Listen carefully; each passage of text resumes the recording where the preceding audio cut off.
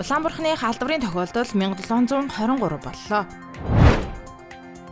Сэлэнгийн Ерөө түшиг суманд гарсан төмрийг унтраахаар алба хаагчид 13 дахь өдрөө ажиллаж байна. Дуу шүлгийн уралдаанд 200 гаруй бичлэг ирлээ. Суран мопед зэрэгт улсын дугаар олгож эхэллээ. Хангайн зарим нутгаар бороо орлоо. Ice Global-ийн цөөн хормын мэдээ эхэлж байна. Улаанбархны батлагдсан тохиолдол 1723 болж нэмэгдэжээ. Халдварын тохиолдол Улаанбаатар хот болон 11 аймагт бүртгэгдээд байна. Тодорхойлбол Улаанбаатарт 1257, Өмнө говьд 225, Дунд говьд 152, Төв аймагт 37, Баянгорт 19, Хинти болон Архангайд тус бүр 8, Дорноговь болон Сүхбаатарт тус бүр 4, Сэлэнгэд 2, Булган болон Өвөрхангай аймагт тус бүр 1 тохиолдол бүртгэгдэжээ. Өнөөдрийн байдлаар халдвар түвшин судлалын үндэсний төв болон аймгийн эмнэлгүүдэд 275 хүн хэв дэмжлүүлж байна. Харин 263 хүнийг гэрээр тусгаарлан ажиглаж байна. Халдвар анх бүртгэгдснээс хойш нийт 1185 хүн эдгэрчээ. Харин халдвартай хүнтэй ойр байсан харьцан гих 11819 хүн байна.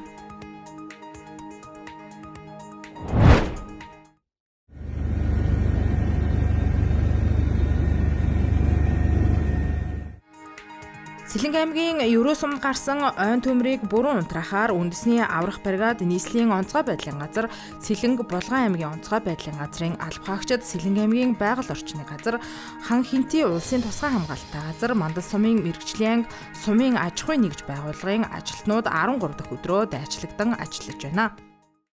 Сэлэнг аймгийн Түшиг, Цагаануур, Сэлэнг аймгийн Ерөө сумд гарсан энэ Норвлон суманд бол гарсан энэ газар бол одоо хүн оршин суудаггүй хүний суурьшлын бүсээс ийм хол одоо хойн бүс байгаа.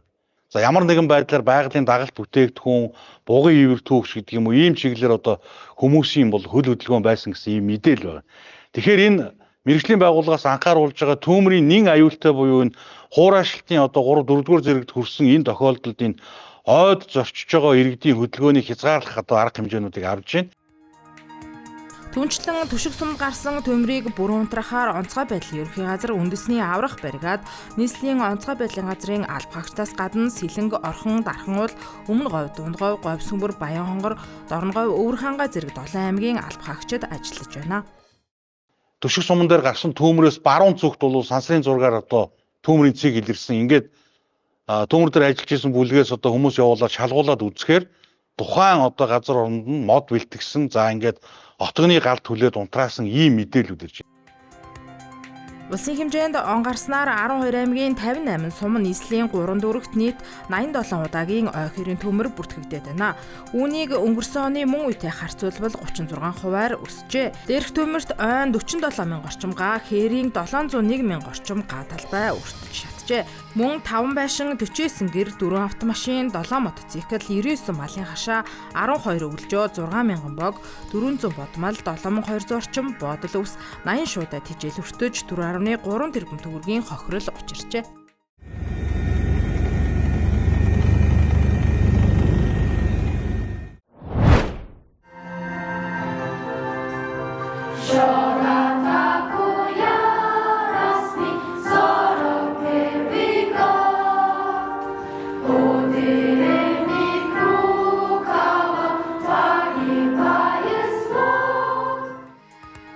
Ice Global телевизээс зарласан ялалтын дуу Яруу найраг уралдаанд 200 гаруй оролцогчийн бичлэг ирлээ. Уралдааны журмын дагуу Монгол улсын иргэн Монголд оршин суудаг байх гэсэн шалгуураар бид 175 оролцогчийн бичлэгийг хүлээн авсан. Одоо шүүгчид дуу шүлэг бүрт үнэлгээ өгч байна. Тун удахгүй ялагчдыг зарлах болно.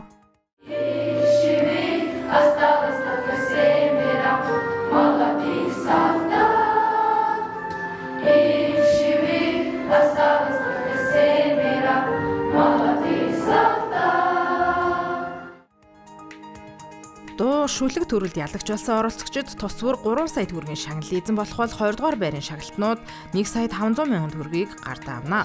3 дугаар байр 1 сая төгрөгийн шагналтай. Үүнээс гадна шүүгчид 4 тусгай байр тодруулж тус бүр 750 мянган төгрөгөөр шагнах юм а.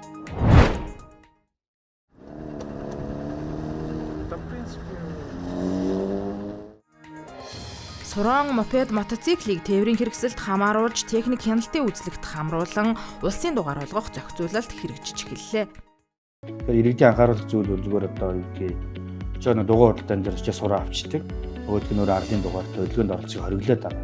Тэгэхээр тухайн тээврийн тээврийн хэрэгсэл бол тээврийн хэрэгсэл гэж онцгой анхаарч үзэх хэрэгтэй. Ингээд үүнийхээ гарал үүслийн бичгүүдийг авах хэрэгтэй. Тэгээ онцлогоонд ороод одоо энэ хөдөлгөөнд оролцоход бүрэн юм уу гэдэг дүгнэлтээ авах хэрэгтэй. Ингээд дүгнэлт гарсны дараа бол манай байгууллага бүртгээд гэрчлэгийг нь олгоод мотоциклийн төрлийн бол мотоциклийн сурaan бол сурааны төрлийнх нь усын дугаарыг нь олгоод ингээд үе явж байгаа.